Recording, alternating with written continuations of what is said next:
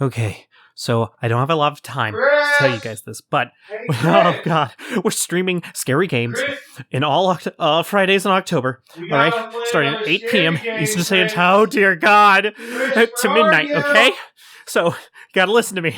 It's at Lakes 30 Oh, on Twitch. Chris. Links in the description. Just watch, okay? Please get me out of this hell. Madison has come out to play. Welcome everybody to In the Buff. I'm Chris, and we got. In the buff. I'm not going second.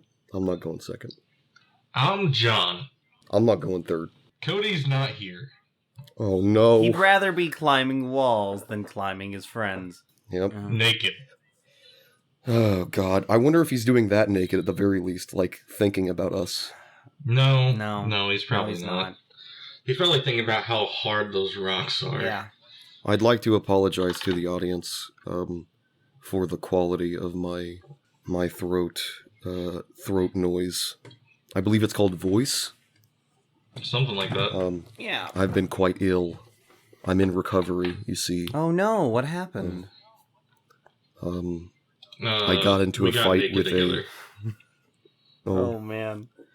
Oh I was man. gonna say that I really delved into that whole. There was a bit of an area of interest that really grabbed me because of Colin Sausage's last comment. Oh? He was referring to the man who had sex for pleasure with a Bigfoot, Okay. and I just got interested in the idea. Oh, And now the here we man are. or the Bigfoot? Here we are. All you need to know is my throat hurts now, Okay. Oh. and somewhere out there is a really satisfied Bigfoot. I see what happened. Okay, so you still answered my question. Yeah. If you shaved a Bigfoot, I wonder if you could teach him how to read. Is the hair holding him back? You know, I don't think so. It's definitely keeping him warm in these winter months, though, Yes. that we're getting ready to go to. Especially, he's mostly in the Pacific Northwest? Well, that's where a lot of sightings of Bigfoot are. But they aren't real. Yeah. Let's not talk about Bigfoot. Yeah, we instead talk about talk about- Bigfoot quite a lot. Let's instead talk about What do you want to talk about? you getting spooked Oh, last night. We had a very successful stream last night for us. We even got a random. Hopefully that random is listening right now. You yeet. I'm calling out to you, bud. Hell yeah. Yeah. If you missed the stream, don't worry too much about it. We're gonna upload a compilation, Yep. best bits type of thing. Here, once we complete the game, I'll sit down one Mhm. weekend and get that recorded. Mhm. Or edited, rather. Yes. But if you want to tune in live, it'll be next week. Tomorrow, after this episode, it'll be on Friday, October, whatever the hell. What is this? day is that? Hold on. That will be October Friday 14th. the 14th. Almost. Ooh. Almost. Ooh. October 14th at 8 p.m. EST. Isn't that great? Mhm. Look at us being little content creators telling times. Yeah. Listen, man, I'll say this now that I've had a chance to sit back and think about the 4 hours of goodness that was. hmm It was like a theme park ride for me. That's how Like- you should treat horror games, I feel. Well, being along, not being in the not being in the control, not holding the mouse and keyboard, it was like I'm just along for the ride. You know, I opened myself up. I got vulnerable. When bad things happened, I screamed. I think I scared Chris almost as much as the game did. I felt that. It I think you did great. It was a joy. I still feel spooked, and I'm probably gonna feel spooked up until next Friday. You do it again. You're not okay. No, I am not. I am not okay. Dude. Thank God Oh. for Yeet. Yeet was the engine that drove the Yeah, motivation. Yeah, I can only imagine where we would have stopped if it wasn't for you helping I out. can only take 20 or so fetal position gifts before I'm like, all right, gotta buckle down. So are you And telling also, me? he was posting pirate. It's like a parrot pirate. Oh, looked like a parakeet to me. It is a parakeet.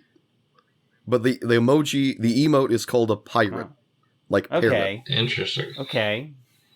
But I digress. I love that. I love that. I can't wait for the best bits, the highlight reel. Oh man, when we go down to that well, you're just gonna see multiple little pieces of that put together. Mm-hmm. Every single time Madison came out. Yep. Should I tell Chris what you told me? I don't even remember what I told you. About where we stopped at? Oh. No. Okay. Don't. You shouldn't tell him. I only told you because he got out of the car. Okay, gotcha.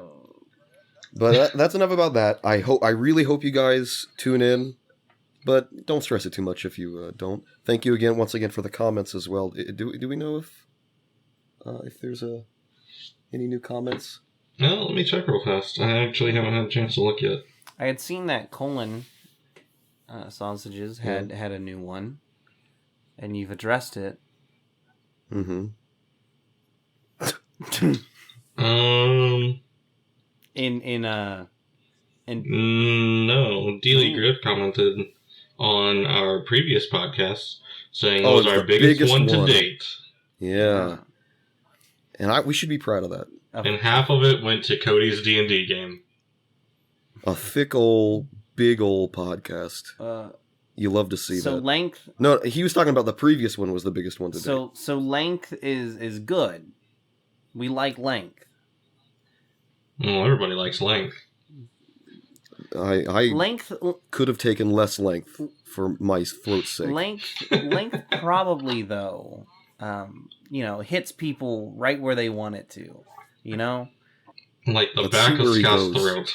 Let's see where he goes with this. On a side note, we caught a possum yesterday outside my house in a live trap. Yeah.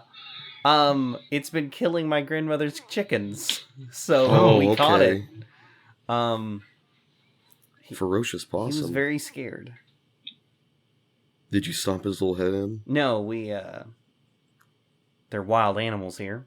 So we took him out to where no one lives. I heard possum is pretty good. Yeah? No way. I'm sure it's rat. I'm sure it's worm infested. I'll be honest, I was making it up. Oh, well, there you go. You know what I want to talk about? What would There's you two like things to talk I want to talk about. There's two things I want to talk about. All right. What's the first one? First thing is, while I was in recovery these last several days, man, I was Bigfoot really did something to you, huh? Well, I was bedridden, but I needed something to do, so I had my computer like sitting next to me, and I had my headset on, just like listening. And I was curious. This really did organically happen, believe it or not. I just needed something to listen to, and so I'm like, oh, I wonder if there are any cool fan theories for shows I like. And so I was looking up content for that, and I couldn't find dick. I couldn't find anything, like, compelling or good. But that did get me thinking, I don't know about any cool fan theories that you guys have. And when I say cool, I mean fan theories that you think could either just be canon, or just are interesting to you. Like, I have two in mind, to give you an example of the kinds of things I'm looking for. Oh, man, I haven't talked about fan theories in a minute. Yeah. There was one that I talked to Chris a couple of weeks ago about Stranger Things. Yeah. But I'd have to think about it. Okay. What are some ones that... Oh, go ahead, Chris. I was about to say, I'll share one of mine. I got two here. I wanted to go first. Fine. I wanted to go then first. Then you go first. Little baby man. I brought it up. I get to go. Do it, Chris. Before. Call him a bitch. Not in the podcast. So my first fan theory. Are you gonna do it? No, wait. It's gonna happen though before the end of the podcast. Just go, bitch. I bet you'll. Oh, he did it! He did it! My first fan theory. It's probably one that you've seen. I certainly didn't come up with it. I saw it on the internet at one point, and I love it. It's Back to the Future in the first movie, Back to the Future. Mm-hmm. I think, given the stuff that is presented to us in the podcast, oh my god, I'm still a little sick, guys. Uh-huh. Given the stuff that is presented to us in the film, I think this is just what is happening. So, Maybe about to tell me Marty got shot and died. No, I hate those. Here are the facts. We know that Doc sucks at making inventions. He admits that the very first thing he makes that works was the flux capacitor, the time machine. He, he's like, it actually works. He's so excited because, not because he made a time machine, because he made something that works, right? And I think that's pretty cool. Okay. Let's take a look at the scene, though. He places him and Marty in front of a thing that he isn't sure he's going to work and has it drive 88 miles per hour toward them.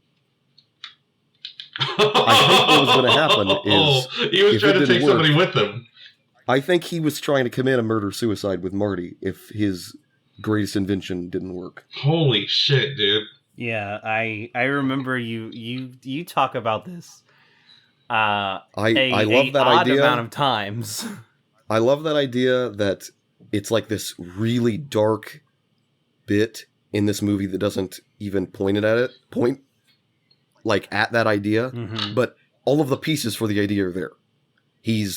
Why else would they be standing in front of the machine like that? He was surprised when it worked. Damn. And nothing he ever made worked before then. This other one, I'm going to take full credit for this one. I'm sure somebody on the internet has made a video about this or something, but this is something that I came up with organically, and it's about Star Wars, primarily Episode 2. I have a fan theory that says, I really like this, because again, all the pieces are there. And you two definitely know about this as well. So, I believe that it makes more sense to explain the weird stiltedness and awkwardness of the romance between Padme and Anakin. I like to say that either willingly or subconsciously, Anakin was warping Padme with the Force. He was doing a mind trick against her to have her fall in love with him. And he just berated her over and over, because she certainly wasn't reciprocating his advances. She was just weirded out by him.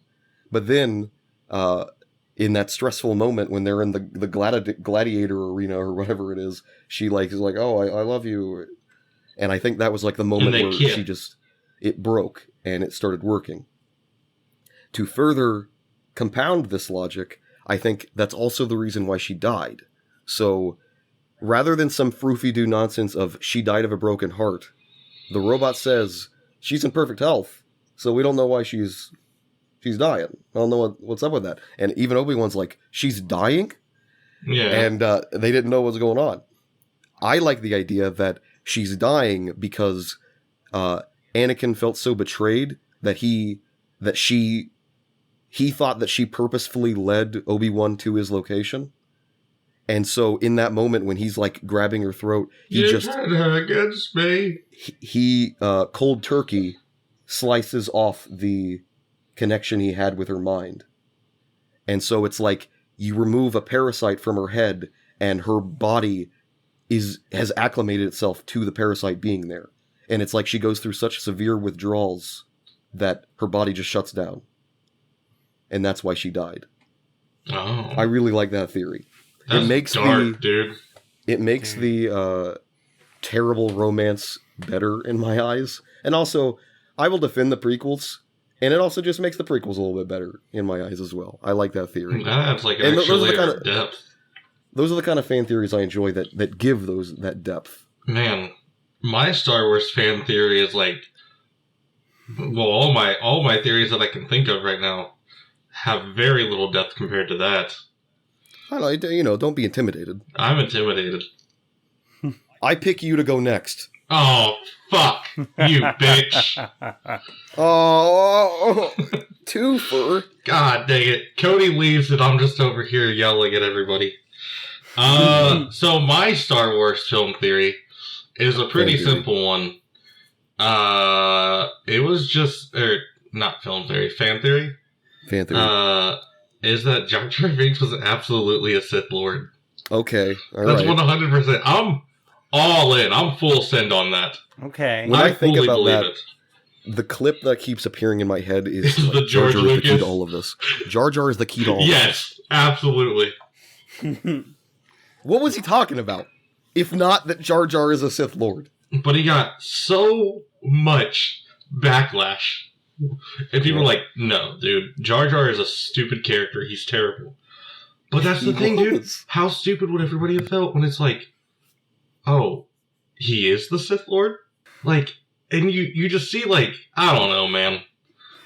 It's just like, Misa gonna rule the galaxy. Is that your Jar Jar? That's pretty much all I got. I thought it was Knuckles. That sounded like Knuckles from Sonic. I can think of a handful of both, like, film fan theories and then video game fan theories. Go for it. Okay. Just So, you know, if you do- want Chris to, if Chris can go, if you want to organize your thoughts, maybe. Okay, sure. Okay. I'll share one of mine, then we'll switch back and forth. All right? All right. So, the first one that You okay? Yep. So the first one that I have is that Scooby-Doo takes place during the Depression. So you have all these people they're wealthy, they're business owners, realtor people, real estate people. And they should be those individuals within your society that, people look up to and stuff. But time and time again, something has happened and they've fallen in hard times and they're looking for money, like quick, easy money. So they dress up in a thing, scare a bunch of people to like drive down property value so they can then, or scare people away so they can buy up all the property, or they can mine for whatever materials might be there. And it appears as though, and this is like the original 70s cartoon, right? Okay. And it appears that there's no like police force, or at least there's a very small one to take care there's of them. sometimes cops. So, if you have underfunding due to some sort of national debt crisis, you're not going to have cops going to be able to go around and arrest all these people who are doing all these things. And it would have to take place at a time when belief in supernatural is at its peak, or at least before it declines. So earlier in the century, and these kids are going around. Why don't they have jobs or school or anything, right? And so that would put the Scooby-Doo universe during the Depression. See, I'm gonna be real. That's lame as hell. Yeah. That's I love that. I fully stopped paying attention and was looking at the theories that I have. that is so boring. That bored me to death. Like, the theory is, if I saw that in a list, I would look at the headline where it just says Scooby-Doo takes place during the Depression, and I'd be like, okay. And And I'd move keep on. scrolling. And- I'd keep scrolling. And Yep. then your next thought would be, why did I click on BuzzFeed? Yeah, straight up. I don't understand how that's compelling. Tell me. Sell me on it, Chris. It- Why is this it? It places it because there aren't real ghosts in Scooby-Doo. But it, They're so people. obviously isn't, though. Because there weren't cars like that. Damn. All right.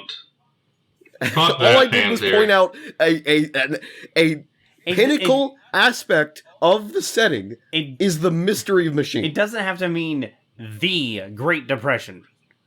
It is a economic a recession. depression. It is a depression of some kind. Then who gives a crap about that? It just adds. I don't understand. It adds something to the setting to make it make sense. You did make me realize something. It's almost like the Scooby-Doo. Scooby-Doo is like the aftermath of the honeymooners get rich quick schemes that they always do in each episode. Like, Scooby-Doo is there to like solve the mystery of why there's some astronaut ghost or whatever. And it was just Ralph and his friend. What's his friend's name? I don't know. So I hope number 2 is better than that. So I'll follow up, Chris, since we're trading off. My first video game fan theory, and this is one that we've all known for a while, has to do with Pokemon. Oh. And it's Gary's Raticate. Okay. Yeah. I love this theory. Not so much that the Raticate died, but like when you're a kid playing the game, it's so obvious when you come back to it 10 years later and you're reading the things that Gary's saying. Like when you beat him on the SSN, he fucking runs away saying he's got to get to a Pokemon Center. And the next time you see him is at the Pokemon Ghost Tower. And he doesn't come out and just straight up say that you killed his Raticate or anything. But He isn't even really in mourning. yeah. And then he just kind of like battles you, but the question is like, why was he even there to begin with? Exactly. Like, he points, doesn't he say something along the lines of like, why are you even here? You don't have any dead Pokemon or something? Yeah. He asks you why you're there. But like I think that's like one of the first games that like make you think about, like I said, 10 years later when you play the game again and now you're wondering like why he's there, and you know that there's a hidden layer there, otherwise why would they even put him there? There's no it wasn't just, oh, this is boring, we need a rival fight. Because you just fought him on the SSN. You haven't even gotten another gym badge minus the one in Vermilion City. That was like right after that fight. But that one is probably my favorite video game fan theory. I do love that one. I'm sure there's plenty of Pokemon people who would like poo-poo this idea. Pokemon people poo-pooing the idea of Dead Raticate. Simply because they're like, you know, he's just there. He's there to fight you. Blah, blah, blah. Yeah, and to go even further on that, he never uses Raticate again. Yeah. Yeah. And like they would just say Raticate's not a good Pokemon. He put him in the PC, but like what it doesn't take anything away from the game. Yeah. I don't think it assumes too much to think that you accidentally killed his Raticate. That's honestly on those theorists for being a terrible person by taking away Raticate's worth. Yeah. You know what? You're Because right. Pokemon are just slaves for them to battle with. That's sick. All Pokemon are equal.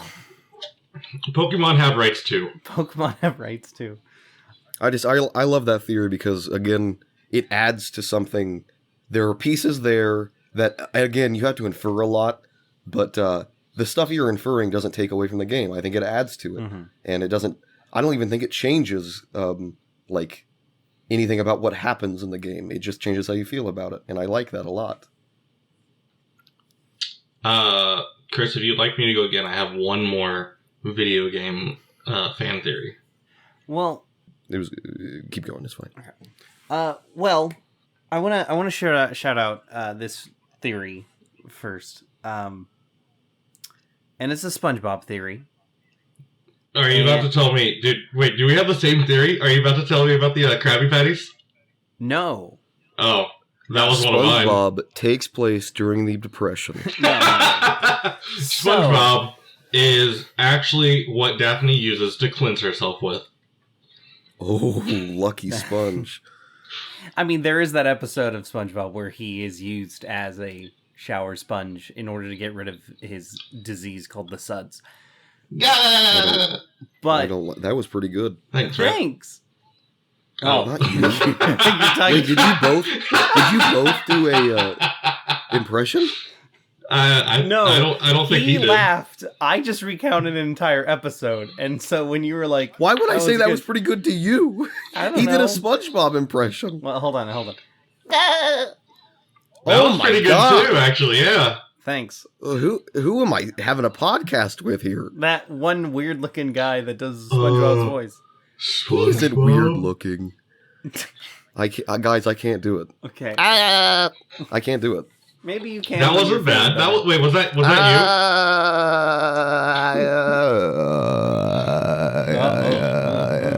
Oh my goodness! What happened there? What is happening to my ears right now? Anyway, there's We're this gonna find out. YouTuber called Alex Bale, right? And he kind of does some film stuff, and then he does these SpongeBob theories.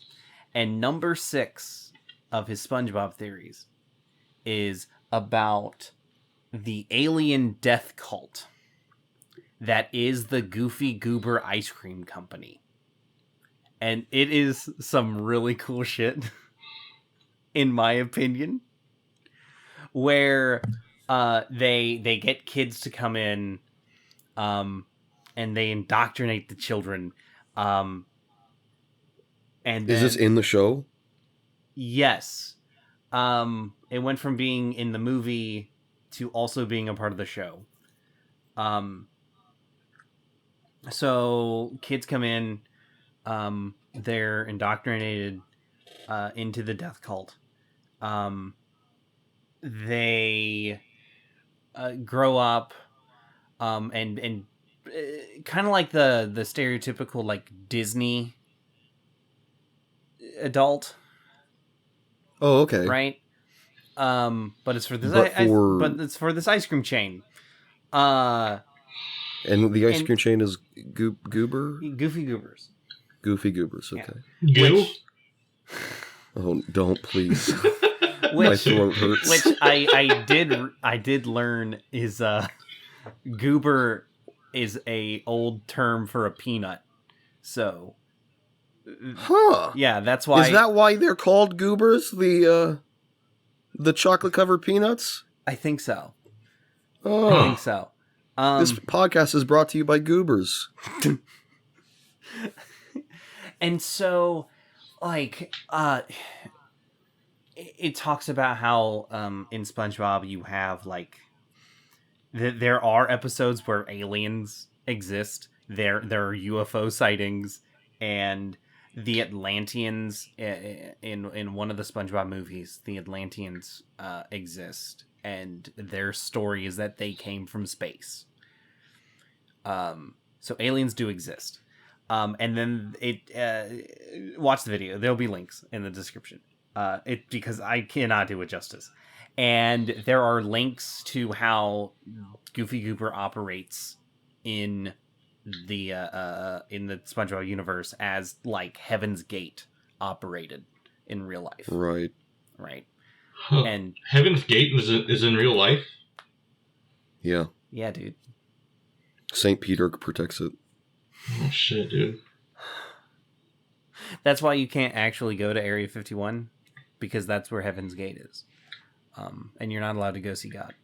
One of the 01 proposals in SCP is the Gate Guardian. Really? Yeah.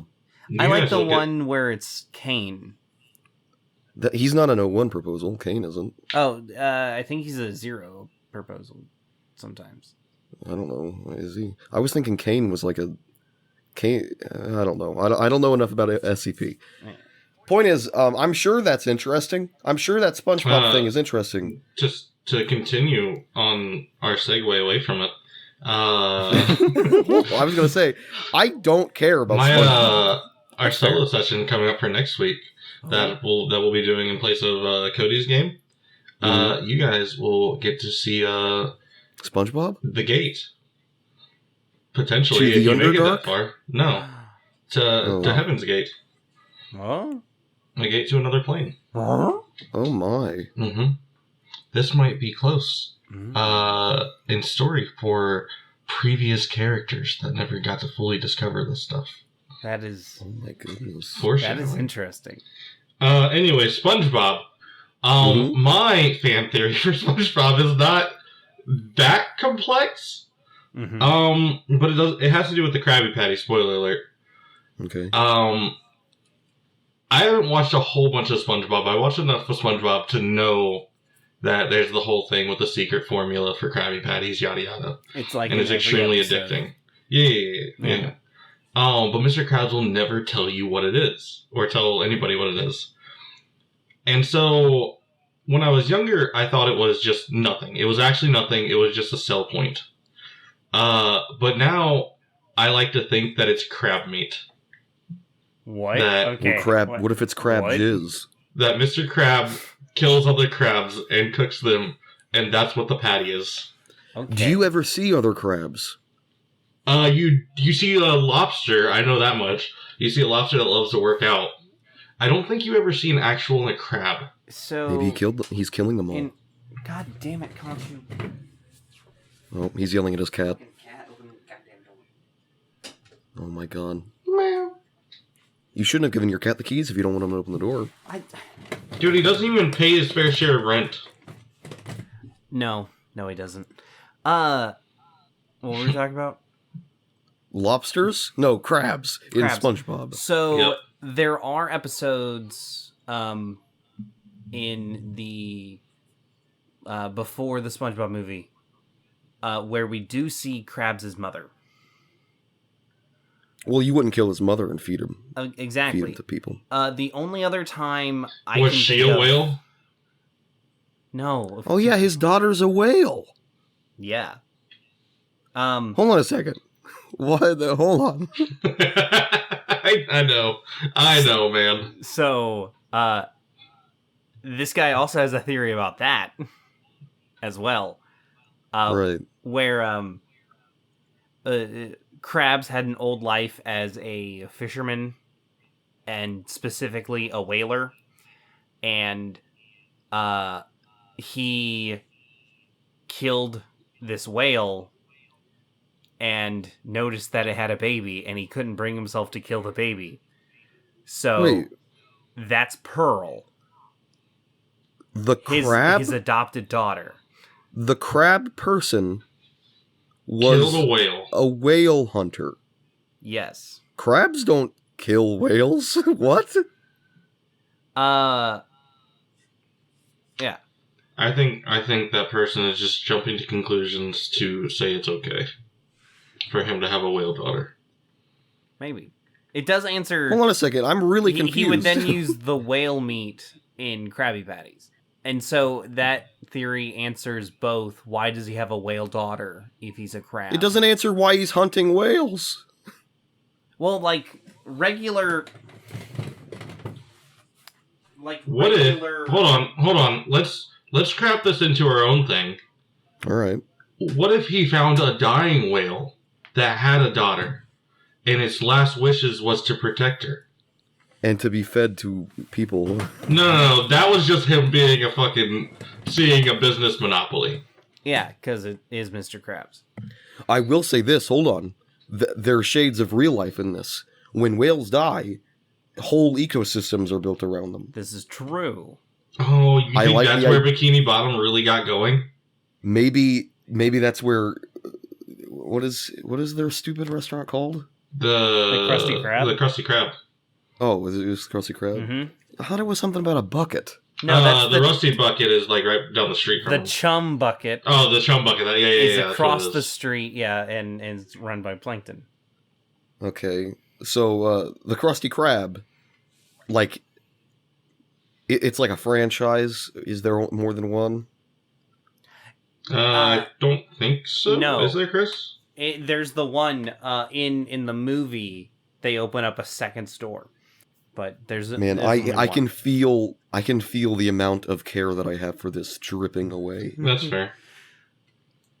The idea that I had was, wouldn't it be neat if, like, the Krusty Krab represents the whale carcass that the community was built around. Also, I have heard, I'm sure everyone who knows anything about SpongeBob fan theories has heard this, the idea that it's called Bikini Bottom because it's a nuclear testing site. It's based on Bikini Atoll. Yeah. Well. Didn't you say you had another video game one? I do have another video game one. What was it? Way to save it. The other video game fan theory that I have has to do with Smash Bros. Right. And it has to do with the white glove hand. That is actually just a child playing with their toys. Oh, And you fighting it is... like Lego Movie. Yep, and you fight... Yeah, exactly. That's exactly it. And them fighting it is them rebelling and, showing that they have lives and whatnot. I don't know. That is terrifying. Yeah. It's in Toy Story when Woody gets the toys to attack Sid. It's pretty much that. Essentially, yeah.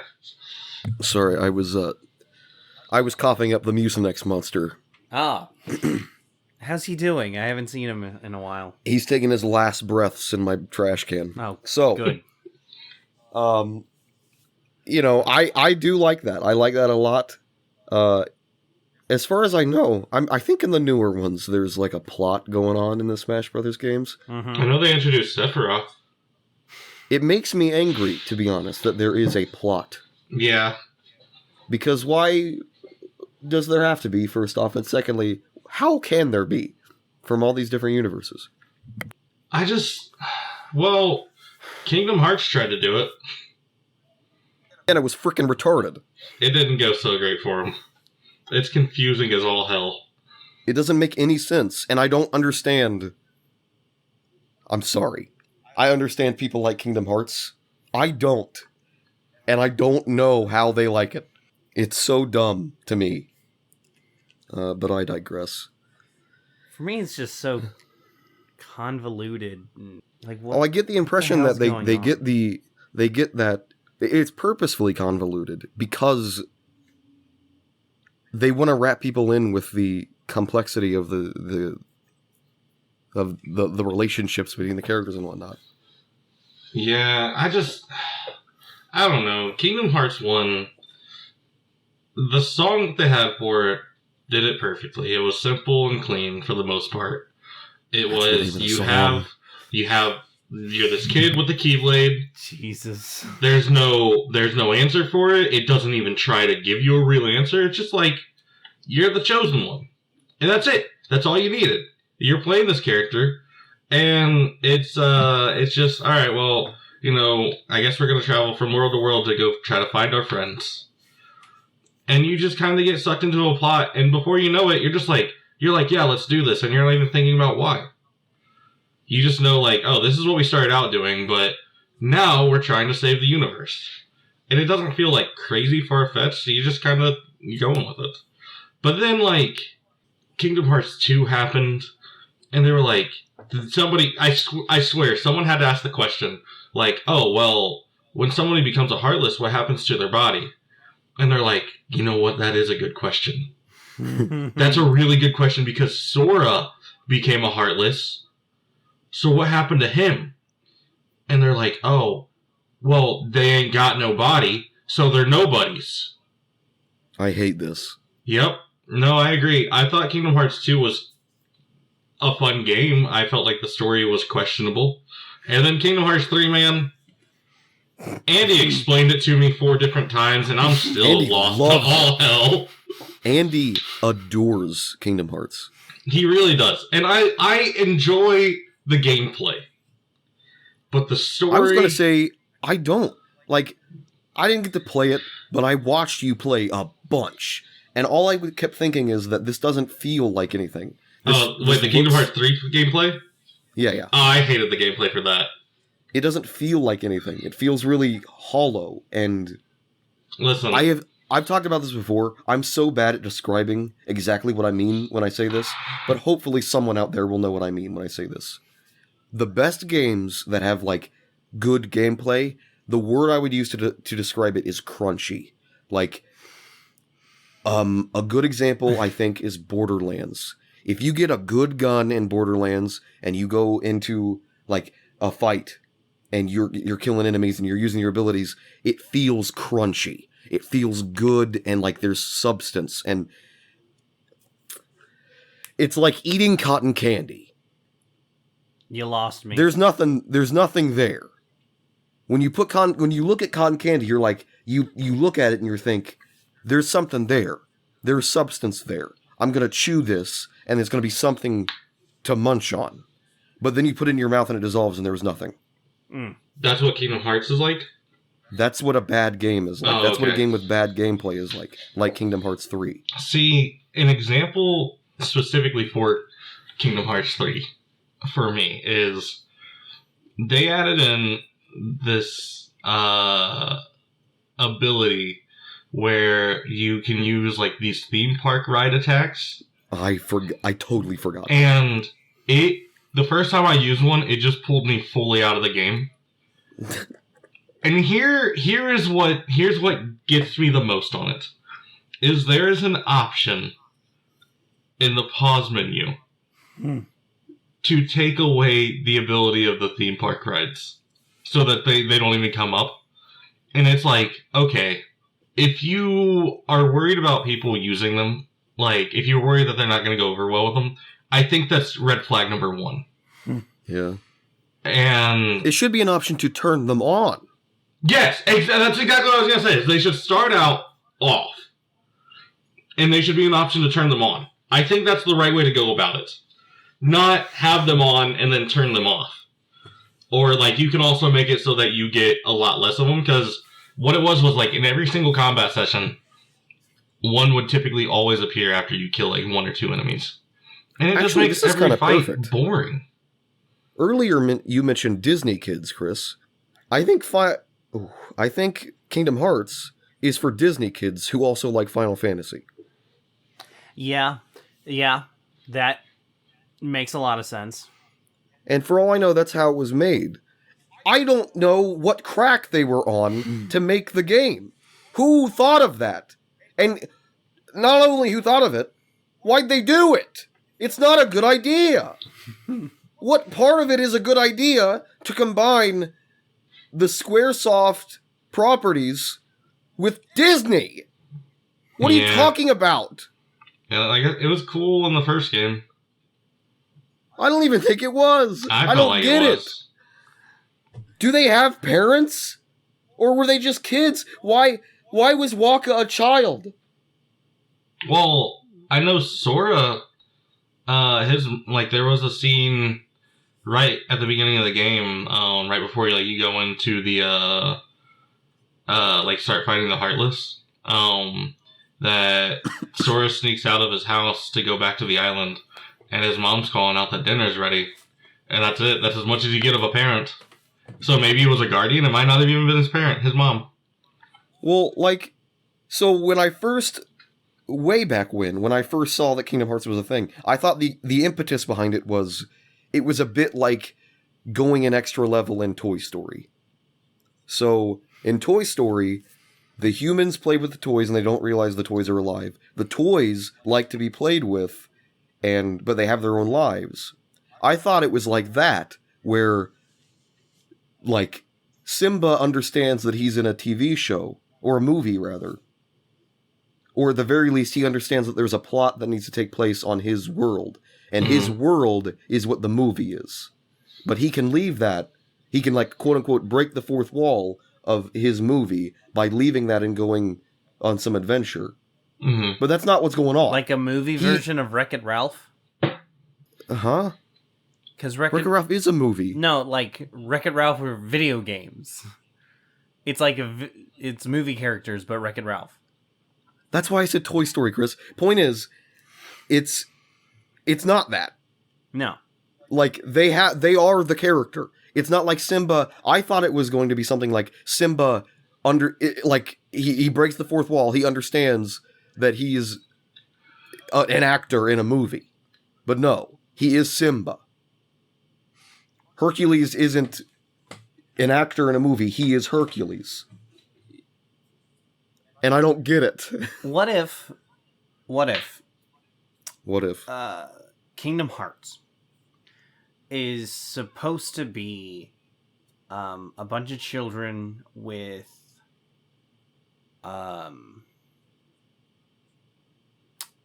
some sort of neurological cerebral disorder. palsy. Oh, I was joking. So I was joking. How in the world would I have known that you were going bipolarism or multiple personalities, That's not what it's called anymore, but whatever. And so they have all these toys and they have imagination. They play pretend and stuff. And then they have these neurodivergent things going on. And that's what the story is. And so Heartless and Nobodies are just changes in people based on those. I'm not into it. You're not into... I'm not into It's a little bit of a stretch. You know what I am into? Mm. The last one that I have, fan theory-wise, is Donkey from the Shrek movies. Yeah. Is actually one of the kids from Pinocchio who were turned into a talking donkey. Oh. Okay. But then Pinocchio would have recognized him. Not necessarily. It's a donkey. Okay. When's the last time you recognized a donkey? Fair. Then why didn't Donkey recognize Pinocchio? Maybe he did. Oh, yeah, okay. That's fair. Honestly, I'm so such I a don't think... pushover. I feel like I want to go back and watch the Shrek movies again, just because I enjoy the Shrek movies so fucking much. I liked the... It was okay. You guys want to sit down one weekend and watch the Shrek movies? No. Oh. I don't really like them. They're okay. I love them, man. They're so I don't good. understand I almost feel like the amount of love that I see for Shrek is sarcastic. Because I don't get it. I don't get how... I get the movie. I don't get how people would love it so much. It's fine. There's funny moments. I think it is similar... It's along a similar vein as you think that Avatar: The Last Airbender I knew you were going to say overrated. this. I knew you were going to say that. I think the Shrek movie was the first kids movie that a lot of people saw that had a lot of adult jokes and themes in it. And people were like, oh, this is good. It might even be similar to these Zoomers nowadays, dude. These frickin' Zoomers genuinely like Family Guy. And it's just not funny. It sucks. Like current day Family Guy or like older Family Guy? Yes. I like older Family Guy. I don't really know I think about even current. older Family Guy I liked because I was looking back, it's just the same garbage. It's like the worst parts of The Simpsons before The Simpsons quote-unquote got bad. It had its moments, but at least 80% of that show is not very good. Okay. Well, I mean, I don't know. I mean, I unpopular hate opinion, I loved the first, 4 or 5 seasons of Family Guy. Yeah, we used to watch it all the time. You and me. So, taking one more step back, because I want to talk about Smash Bros. Again, and I just want to share this. So, something that lives rent-free in my head. Okay. About Super Smash Bros. Is the shitty controller that you gave me that one morning when you were 8 years old. So, this was not my first console. If you recall, I think this was in the podcast. I have a bit of a real life theory that whoever's first console was a GameCube, that person came out a little wrong. Something's not so good. Something's wrong with them. Okay. Okay. It's like their expectation of video game consoles from then on will always be distorted. Right. Okay. My third console was a GameCube, and I had a lot of fun with it. Oh, yeah. Controller was terrible, but the Wavebird, it was the best before modern wireless controllers. It was the best wireless controller there was. Okay. It was fantastic, but I digress. I only had one Wavebird. Oh. And you know how it goes. Everybody at home watching this, if you've ever played a video game with your sibling or with your friend that came over, they don't get they don't get the good controller. I was that player. I had like a freaking garbage Mad Cats thing that I bought from Movie Gallery. You guys remember Movie Gallery? It was so third-party controller before, like, it was off-brand of the off-brand. Oh my god. And it was fine. Like, light usage. It's not like I smashed it or something. Yep. It was basically new when John was using it. So we load up Smash Brothers. He's plugged in. And just out of nowhere, just the perfect series of ghost inputs occurs on this Mad Catz controller that leads us to the options menu and then to the erase data option. Oh my god. And it hits A and it asks confirm. You have to hit left and then yes to confirm to delete all the data. And it does this.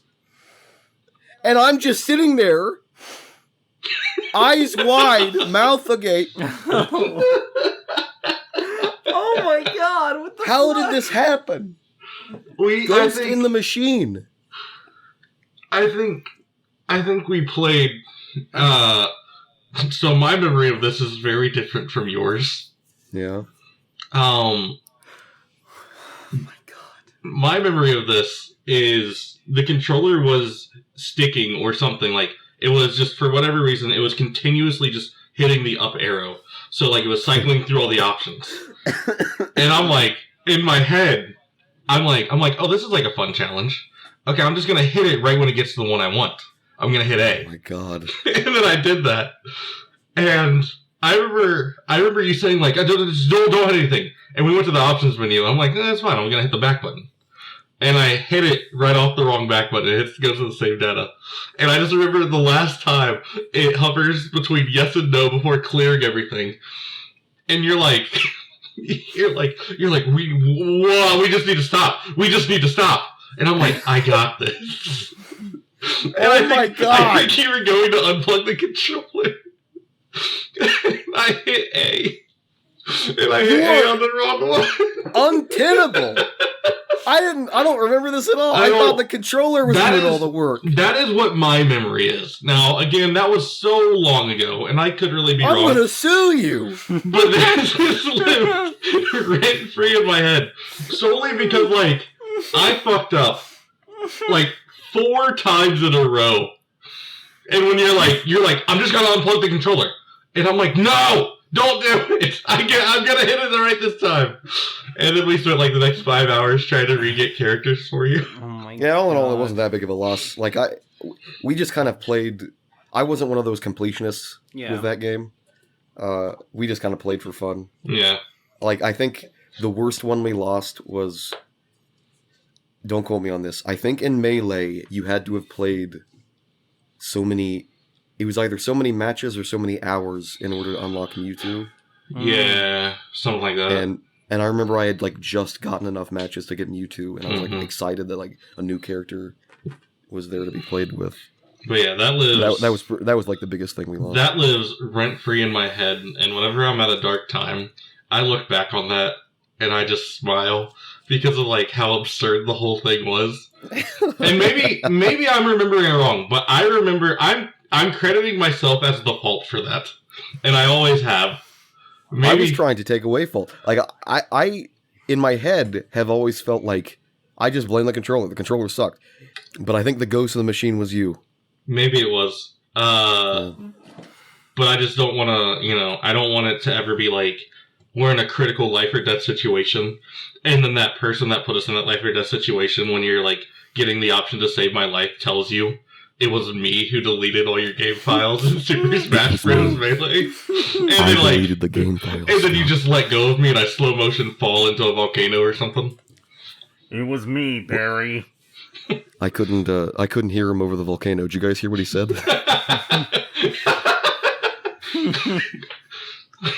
Well, do you guys want to talk about Skinwalker Ranch?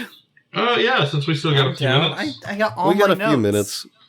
We got it. Let's talk about, at the very least, I wanted to talk about episode 5, but you know what? That's my favorite episode. So for the viewer, we have been watching as I promised earlier. We've been watching The Secret of Skinwalker Ranch.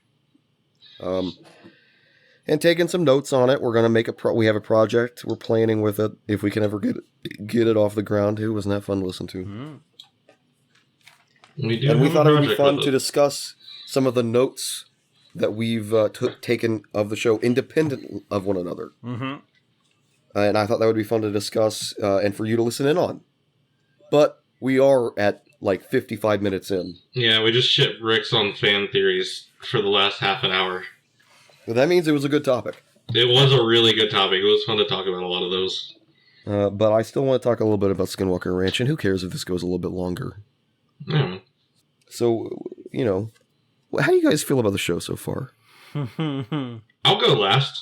It's such a weird show. Mm-hmm. Like, I think everybody is, there's like no rapport between the people, so they all act really weird and introverted around each other. But then again, they're all real people, and none of them probably have acting experience. And so that just... Keyword acting. What? Keyword is acting. Yeah. So it's just like the really smart guys being like, "Yep, this is some weird stuff," and you just have to be like, "Yeah, that is weird, bro. You're not convincing me." And then it gets good out of fucking nowhere, which was episode 5, 5, 6, and 7. It was like, what show is this? Where did this? There's a lot of drama. A lot of drama in 5, mm-hmm. and I'm a fan of that. How I feel about it, here's a bit of backstory. At the beginning of the year, I think in February, I was saying we wanted to make content. We wanted to do stuff like this podcast. We wanted to just do stuff on the channel, stuff that we could just kind of make. I kept telling them, if there's going to be a breaking point where we get viewers in, then I want them to have stuff they will enjoy watching when they get here, right? And I think that's why this podcast is a great idea, because if you randomly enjoy a thumbnail that you see in episode 9 of the podcast, you can be like, oh, that looks like a fun thumbnail. You click on it, you listen to it, and you're like, these guys are kind of fun. And there's freaking 8 other episodes. That's great. And I love that feeling. So on that line of thinking, I was like, I want to make a video, just me, about something that I can just rant about for like in half an hour, something like that. And I hate Skinwalker Ranch. And I learned there was a TV show, and in February I was telling Chris and Cody, I'm going to watch this whole show and then just record my thoughts about it and make a video. So I started watching the show, and it, first off, was nothing like how I thought it would be. I was expecting Ancient Aliens. I was expecting an Ancient Alien-esque show. And there we go. Like 58 minutes into the podcast, we got Ancient Aliens. We got there. The streak continues. I thought it was going to be an Ancient Aliens-like show where a bunch of quote-unquote experts get interviewed while a narrator talks about things that have happened on the ranch or readings that have happened on the ranch, whatever. Because it's the History Channel, and I thought it would still be about the history of the Skinwalker Ranch, phenomena. But no, it's not that at all. It's a reality TV show. It's ridiculous. It's a bunch of performers who are acting like researchers. I'm sure they actually are researchers. I don't know. I cannot believe anything that is presented to me in the show because it doesn't take itself seriously. Was that scene you keep talking about where... in episode 2, I think. Yeah. It might be episode 1. I don't remember. But at the end of the episode, they're doing some kind of test. God knows what the test is. They're pointing a laser at a hill. Oh, and that might have been 3, man. Whatever episode it was. They're pointing a laser at a hill. And they're like, wow, look at that laser on a hill. Oh, the laser shut off. What's happening? What's going on? And then they ADR. They add in post, like a growling, like a... They add that in post. And everybody's like, did you hear that? You hear that growl? What was that growl? And then, like, Travis, who's the main character of the show, is like, he talks to the camera and he says, sometimes we get all kinds of mountain-like cougars out here. Who knows what we're going to see? He's from Alabama. He's a good old Southern boy like that. And I'm just like, no, I don't believe this. I don't believe this anymore. You can't expect me to. And I don't want to spoil it for you, John. Later on, I don't know if you've seen this or not already. John didn't quite finish season 1. A thing occurs for the benefit of the audience. Who cares? So they got some llamas or alpacas or something. They have these alpacas, and these alpacas get attacked, apparently.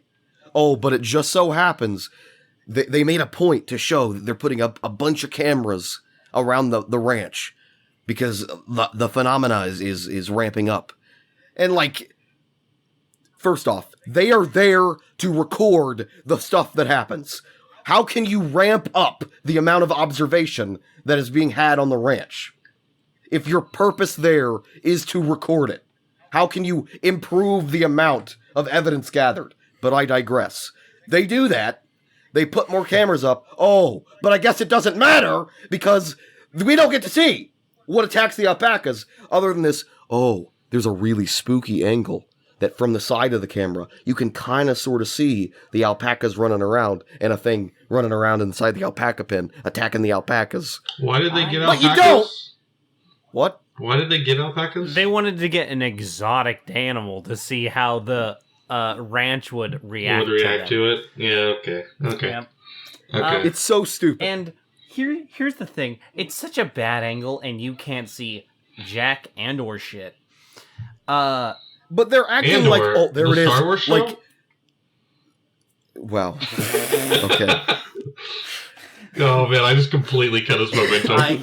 You fucking asshole. But I think this is a great time for me to segue in and say, I love this show. Yeah.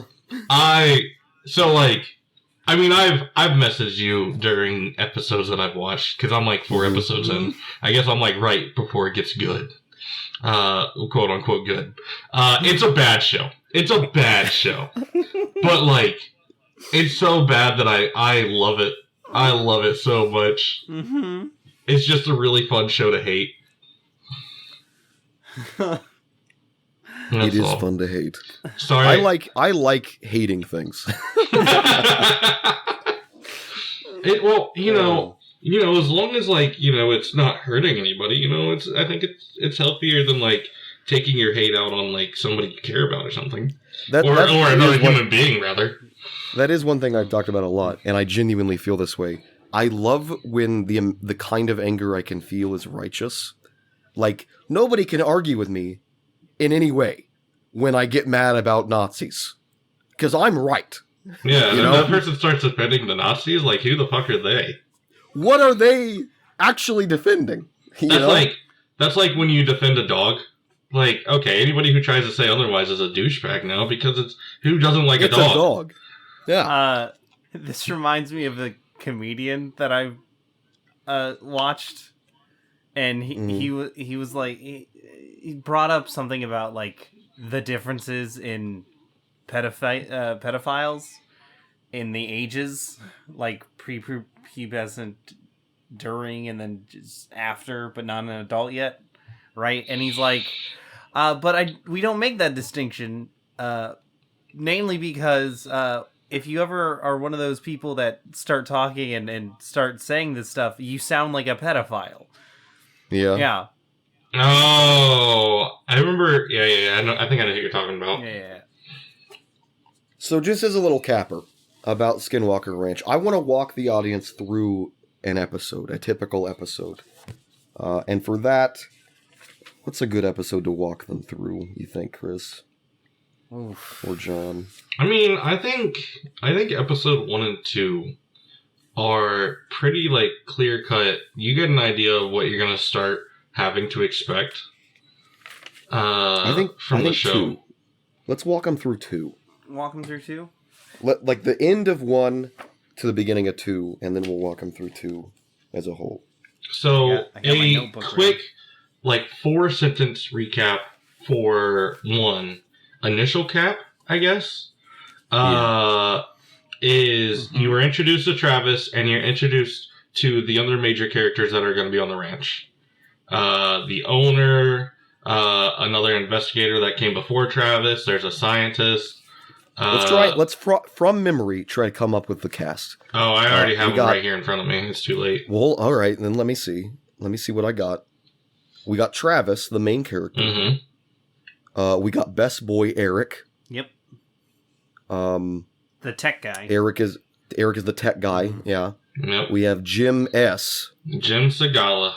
Mm-hmm. Jim S. is he was the scientist. He's the researcher before just Travis. quote unquote scientist. Well, no, they explained that he was brought in for another character, Tom. He was brought in as a consultant for Tom's injury. Oh, I didn't know that. Tom is another character. We also have Jim, Indian Jim. Yep. Who I don't know why he's there. He is the ranch manager. He does nothing, but he sits in on the meetings. Mm-hmm. He is the ranch manager, ranch. and he's very clearly the most superstitious one of the bunch. Dragon. Oh, you mean Dragon's Bryant Arnold? Yeah, Bryant Arnold. AKA the worst. Dragon is the source of a lot of the conflict and drama, and for that I love and hate him. Dude. Mostly hate. One of my favorite scenes is when he gets put in his fucking place. Yeah. Dude. We have, what's the name of the dog, Chris? Walter? Oh, there's a dog. I haven't been introduced to a dog yet. Yeah. He has a bit part in episode 5. Mm-hmm. And then the owner of the ranch is Brandon Fugal. William. Fugal, that's the right. William's the William. dog. William. Oh, they made the dog William. Yep. Yeah, what did I say? Walter, yeah. Walter likes the dog. He's been selling They gave it the cocaine. most fucking human name. I know, right? Hey, can somebody go fetch Bradley a bucket? I think he hasn't had any water yet today. It's has he been working out on the farm? No, he's been in his house. It's Cut over to Travis's the dog, doghouse. so it might be a southern thing. So, here's an overview, episode 1, just so you're not lost as we walk through episode 2. Dragon doesn't want them to dig on the ranch, because the last time they dug on the ranch, Tom, no S, just Tom, who is a guy. Wait, why do you say no S? Huh? Why do you say no S? Because there is a Tom S. Yeah, no, that's him. Thomas Winterton. No, that's Oh my god. Tom W. That's the guy who dug. Jim. It's I know. Jim's. Jim S. Not Tim. Yeah. Not Tom. Wow, did you guys even watch the show? I have it written down. Tom, he dug with an excavator, and apparently because he did this, he grew like a subdermal boil on his scalp that separated the scalp from the rest of his skull. I mean, I think Tom just has an issue. I think Tom just has some sort of health problem. Yeah, I don't think it has anything to do with the ranch. It happens again. Mm-hmm. Or at the very least, the ranch is just maybe like the radiation from the ranch is making it worse. But I think it was something that was there to begin with. Yeah. Yeah. Either way, Dragon really, really, really doesn't want to dig because, it's spooky. Who knows what the ranch will do? It'll give us all brain boils. And Travis is like, well, a hornet's nest ain't interesting until you poke it with a stick. Yes, I wrote down that exact quote. He says that in the show. In the first 8 episodes, that is season 1, he says it like at least 5 times. Dude, right? And right after that, the second best line in that episode comes from Dragon when he's like, these aren't hornets you've ever seen before. like it's such a TV show, man. Either way, they call Dad, a.k.a. Brandon Fugal, to see if they can dig. And Dad says no digging. In fact, here's why you can't dig. There's been a Pandora's box that you have yet to been briefed on. Yeah. And if it's opened, we all pay the price. And it's just like... Eric, show them the box. And Eric walks over to this door, and they like blur the keypad while he puts in the key code to enter the door, and he comes out with a case. Then he points the case away from the camera, and he opens it toward everybody on the. And then cut episode 1.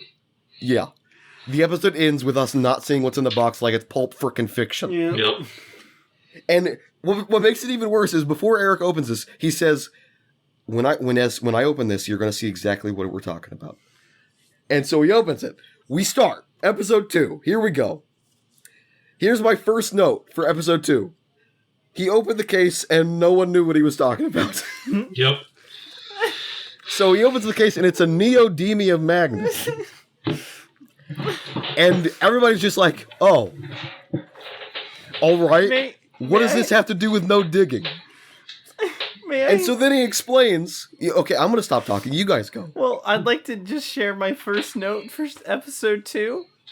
Yeah. Which is at 3 minutes I had to have like a reality check. And so I wrote down, why the actual fuck should I care about this magnet? Well, okay. Okay. There really is basically no reason to care about the magnet. No. And within the next couple minutes of the episode, do they ever talk about the magnet again after that? I'm gonna guess no. Yeah. Okay. Makes sense to me. So really, from a reality TV standpoint, the whole reason is because Travis has that interview with the camera, that solo moment, where he's like, why should I be caring about this magnet?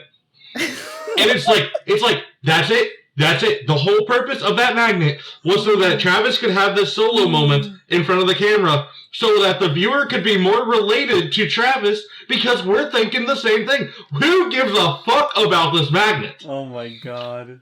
But to continue on the episode,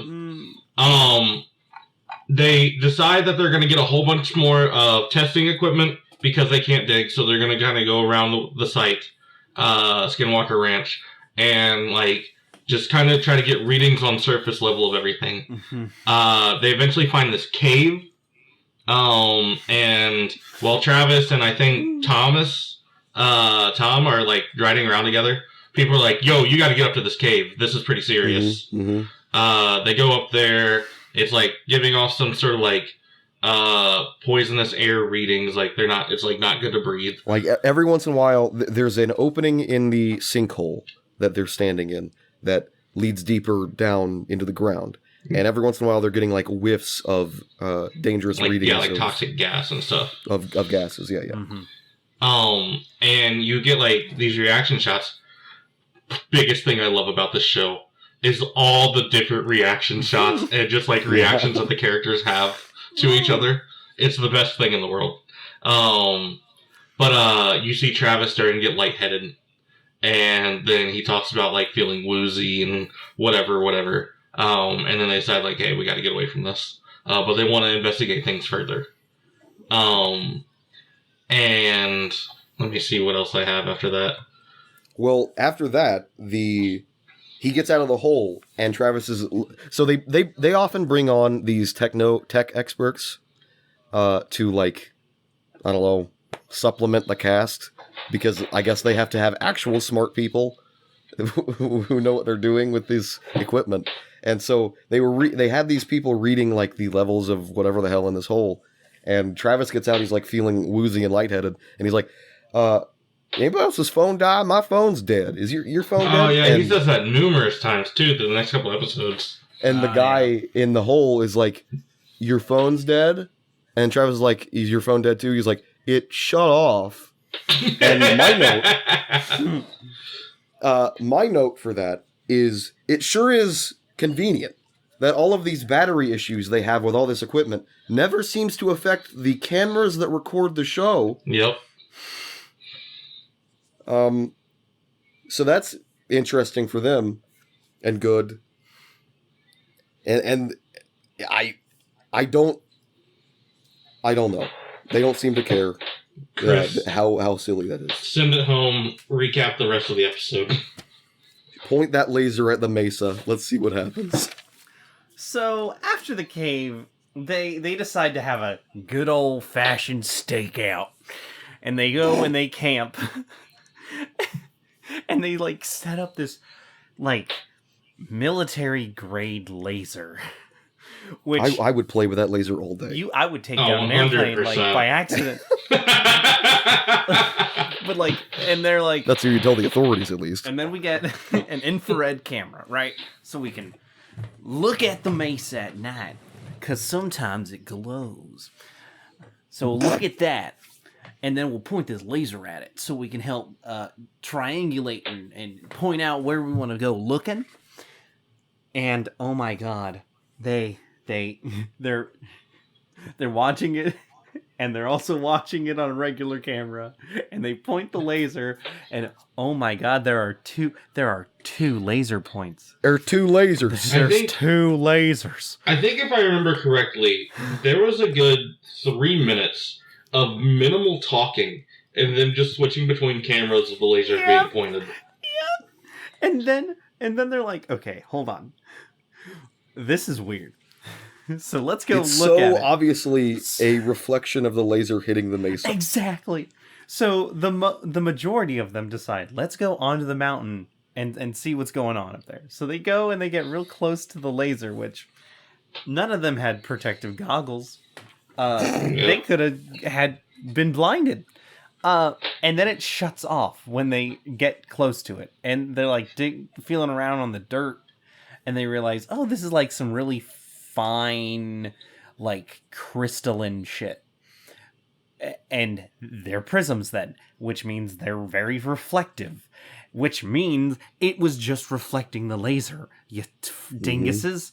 And then they get radioed by the people down there, and they're like, guys, the battery in the laser, it's dead. It's gone off. I turned it on and off. It won't come back on. and they're like, oh my god, it's more battery shit going on, everybody. And then that's Tom's head starts hurting. And Tom's head starts hurting again. I have a quote here that just says, "Where'd that laser go?"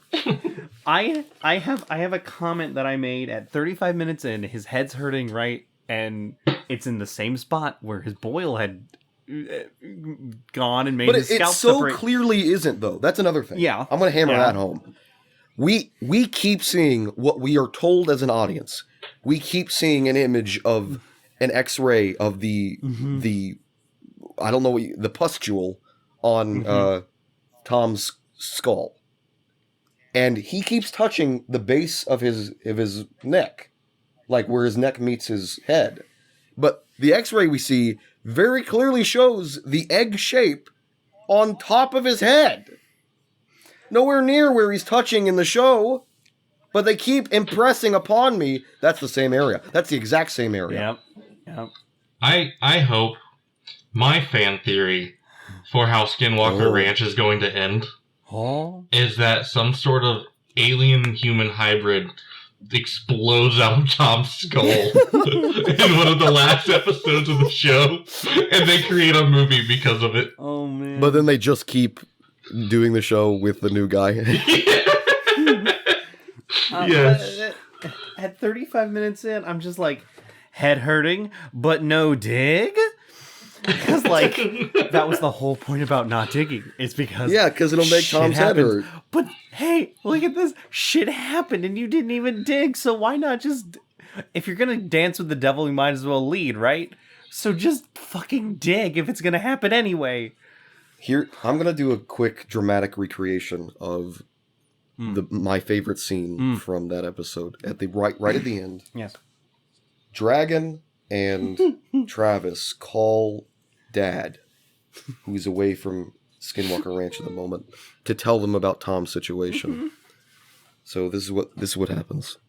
Brandon, we were doing an experiment at the Mesa, and Tom, he started having these bad effects with his head, and he felt bad. He felt bad, and we sent him to the emergency room. Oh my goodness. Oh my gosh. Yep. I can't believe Tom's in the emergency room. That is 100% what he says. You pretty much... That's the tone. Yep, you have it all. It's all down.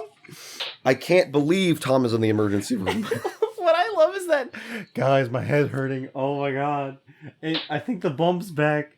And then everybody's just like, hey, let's go touch his boil. Let's go poke it. Let's go poke that. And then like Brandon gets all this information and he's like, I'm gonna head down there right away. And they're like, yeah, I think that's a good idea. What good is it to have you there, Brandon? What are you gonna do?